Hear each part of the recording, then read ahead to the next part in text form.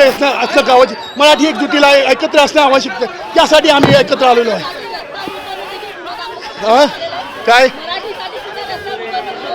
मराठी त्यासाठीच मराठीसाठी आम्ही एकत्र येतो. त्यात काय गुन्हा आहे? परवा त्या लोकांनी आंदोलन केलं, त्यांच्यावर काय गुन्हे दाखल केले आहेत का? पण आम्ही एकजुटीने आम्ही रस्त्यावर होतो. फक्त आमची घोषणा देण्यासाठी आम्ही उतरलो. बाकी काय त्यासाठी आम्हाला गुन्हा दाखल करण्याची आवश्यकता आहे का? मला तरी तसं काय वाटत नाही. आणि तसं काय आम्ही कार्य केलेलं नाही आहे. कुठली तोडफोड कुठली काय केलेलं आहे का मला सांगा? अजिबात नाही आहे. स्थानिक आमदार आपले ते नगन ते आपले तोंड बनून पाहत आहेत. त्यांची भूमिका असंच आहे की मराठी एकजुटी एकत्र येऊ नये. मराठी एकजुटीचा त्रास होतोय, त्यांना एकत्र येण्याची आवश्यकता आहे. मराठीचा अजेंडा आता क्लिअर आहे.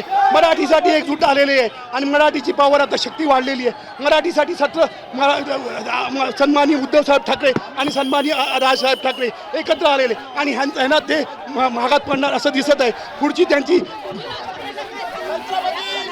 माझं एकच आहे की मराठीने असंच एकजुटीने एकत्र यायला पाहिजे. आणि ह्यांच्या विरुद्ध जे लोक आमच्यावर खोटे नाटे आरोप करत आहेत त्यांच्यावर आता isakal.com आहे देशातील नंबर 1 ची मराठी न्यूज वेबसाईट. प्रत्येक अपडेटसाठी isakal.com ला नक्की भेट द्या.